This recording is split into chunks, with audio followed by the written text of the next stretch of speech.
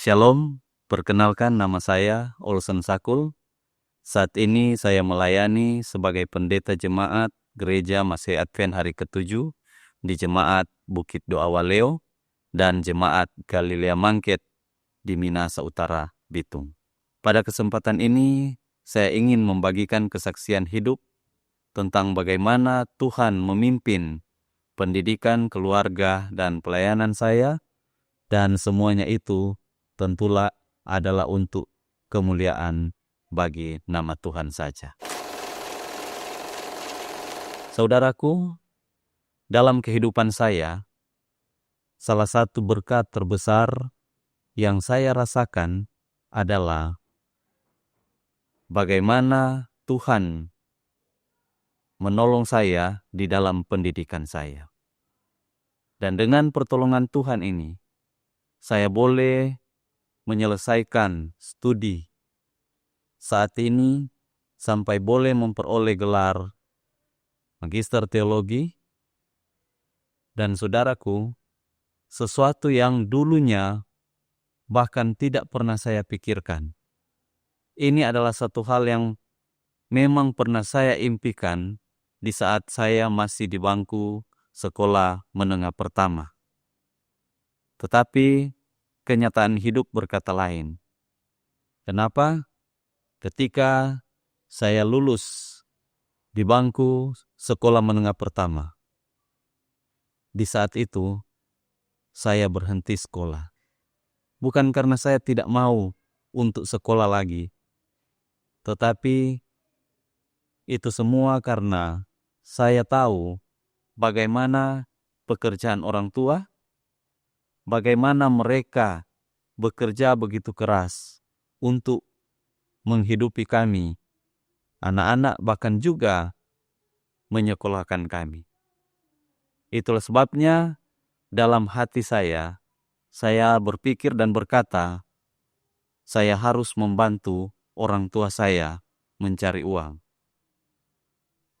Dan biarlah saudara-saudara atau adik-adik saya yang melanjutkan sekolah. Tetapi saudara, rencana saya tidak berjalan seperti yang saya pikirkan. Saya menikah muda saat itu, membangun rumah tangga, dan harus menghidupi keluarga. Dan saat itu, jalan hidup saya berubah total. Dan pendidikan bagi saya terasa semakin jauh dari jangkauan, bahkan sudah tidak dipikirkan lagi. Namun Tuhan ternyata menulis cerita yang berbeda di dalam kehidupan saya. Saya akhirnya berpikir untuk kuliah lagi. Kenapa? Karena ketika kami tinggal di Imandi, pada satu kali istri saya mengatakan bahwa dia mau bekerja dan dia mau untuk mengajar di salah satu sekolah swasta yang ada di Imandi. Dan saat itu dia memasukkan lamarannya ke salah satu sekolah swasta yang ada di Imandi, dan puji Tuhan saudara, dia saat itu diterima di sekolah ini. Namun berjalannya waktu, ada saatnya ketika dia menyampaikan bahwa dia memiliki kerinduan untuk melanjutkan kuliah. Dan ketika kami berdiskusi, bergumul di dalam doa, dan memutuskan untuk kuliah. Dan memilih kuliah di salah satu universitas swasta yang ada di Minahasa Utara. Kami juga berdiskusi dengan orang tua, dan orang tua juga turut mendukung, bahkan mau membiayai kuliah istri. Saat kami tinggal di Air Madidi untuk kuliah istri, di sanalah saya bergaul dengan teman-teman yang semuanya adalah mahasiswa, bahkan itu juga adalah teman-teman saya yang dari Imandi dan yang ada di lain tempat. Dan lingkungan ini yang membuat saya kembali memiliki kerinduan untuk kuliah. Tetapi saudaraku, pergumulan yang besar di dalam diri saya saat rindu untuk kembali kuliah. Karena saat itu saya bergumul. Saya hanya ditamatkan di bangku sekolah menengah pertama. Selain itu, istri saya juga sedang kuliah. Dan di saat itu, karena saya sudah lama berhenti dari sekolah, ada perasaan minder karena usia. Dan saya berpikir, jangan-jangan saya sudah tidak mampu lagi dan tidak tahu apakah saya mampu untuk belajar lagi. Namun dalam pergumulan ini, saya kembali teringat salah satu janji yang disampaikan oleh kepala sekolah saya di waktu saya di bangku sekolah menengah pertama. Dia berkata, "Olsen, kalau mau kuliah, nanti ikut saja persamaan atau paket C." Dan saat itu saya berpikir, ini adalah peluang untuk saya bisa kuliah lagi. Dan akhirnya pada satu saat ketika pemerintah membuka ujian untuk paket C ini, saya ikut dan dinyatakan lulus. Lalu saya memutuskan untuk kuliah di tahun 2011. Dan ini merupakan juga pergumulan bagi saya. Karena di tahun 2011 saya akan kuliah dan sementara itu saya harus juga berpikir biaya kuliah saya. Tetapi di tahun 2011 ini ketika saya kuliah, istri juga sementara kuliah. Dan ketika saya kuliah di semester pertama ini, istri kuliah di semester akhir dengan penghasilan kami yang terbatas. Namun saudaraku, Tuhan selalu menyediakan yang terbaik bagi saya. Itu yang saya rasakan di dalam kehidupan saya. Sedikit demi sedikit, bahkan orang tua juga yang membantu dalam biaya perkuliahan. Saya juga berusaha untuk mendapatkan biaya kuliah lewat bekerja sebagai mahasiswa, labor, memeriksa tugas-tugas ujian dari dosen. Dan berkat Tuhan seringkali datang yang tidak bisa saya sendiri bahkan kami hitung, selalu cukup pada waktunya. Saya ingat satu pengalaman penting yang pernah saya rasakan di saat kuliah. Saat itu kami pernah kehabisan uang, bahkan alat tulis pun sudah tidak ada, kehabisan tinta. Dan saat itu saya sedang sakit. Dan di saat yang sama, ada juga seorang teman yang datang meminta bantuan untuk kalau boleh, kalau ada beras bisa dibagikan, karena dia juga membutuhkan untuk dimakan atau untuk makanannya. Saat itu saya pergi ke dapur dan melihat ada beras yang hanya sekitar kira-kira 1 kilogram.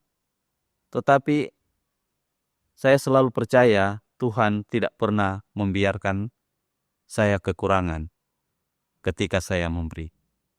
Akhirnya saya mengatakan, ambil saja separuh, kita bagi 2, dan benar saudara, Tuhan tetap memelihara kami. bergumul dan bergumul dalam pendidikan, dan akhirnya saudaraku, di tahun 2015, saya ditamatkan dengan nilai yang bagi saya memuaskan, karena Tuhan begitu baik bagi saya.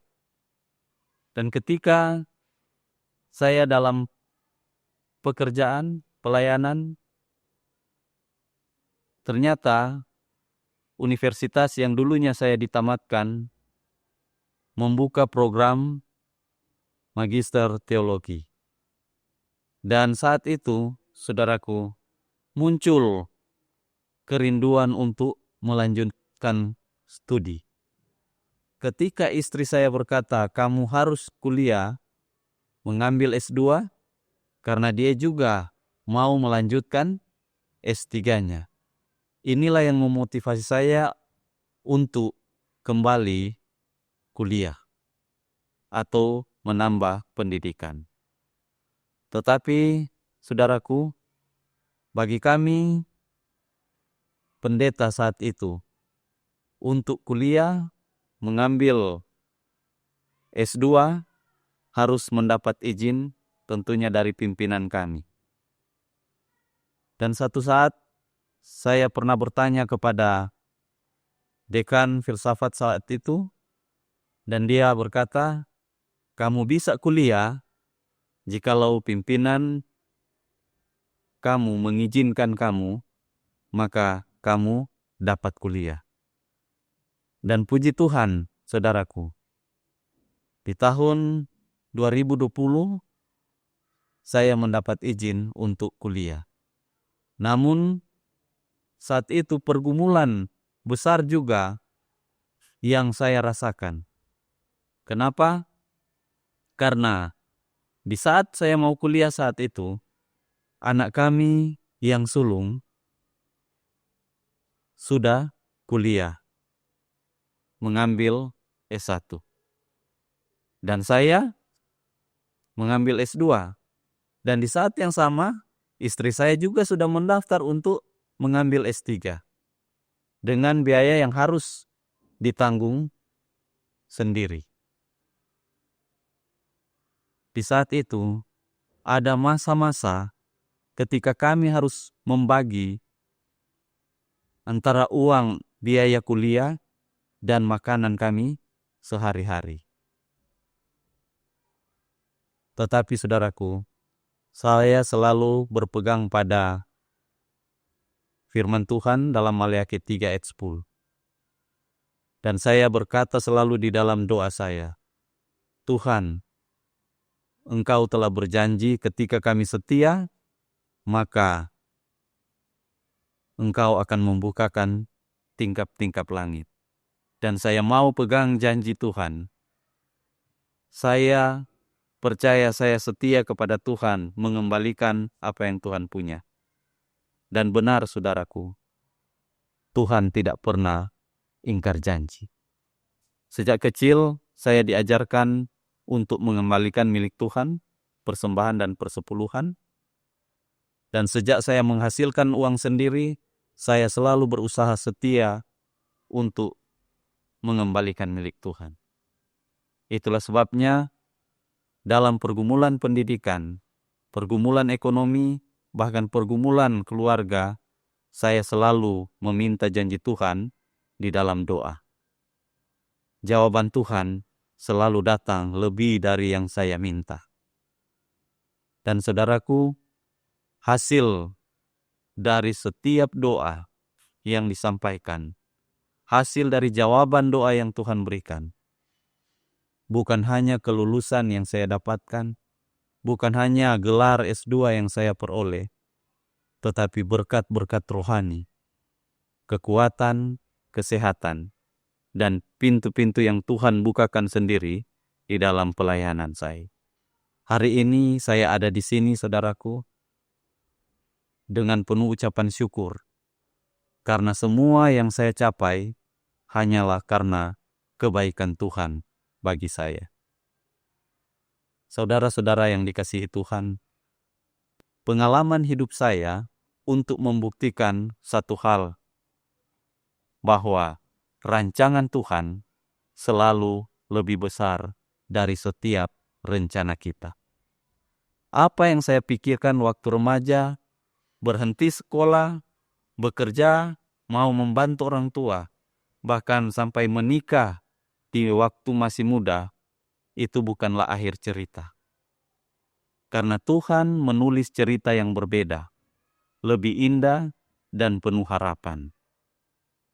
Firman Tuhan mengatakan dalam Yeremia 29 ayat 1, "Sebab aku ini mengetahui rancangan-rancangan apa yang ada padaku mengenai kamu, yaitu rancangan damai sejahtera dan bukan rancangan kecelakaan, untuk memberikan kepadamu hari depan yang penuh harapan."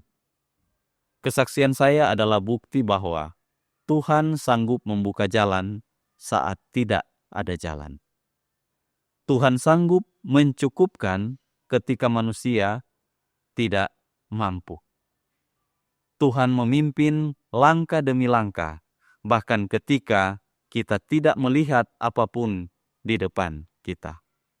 Jika Tuhan melakukannya bagi saya percaya Dia juga sanggup melakukannya bagi saudara. Biarlah hidup kita selalu mengutamakan Tuhan, tetap setia, berdoa, dan percaya bahwa hari depan kita ada di tangan Tuhan. Tuhan memberkati kita semua.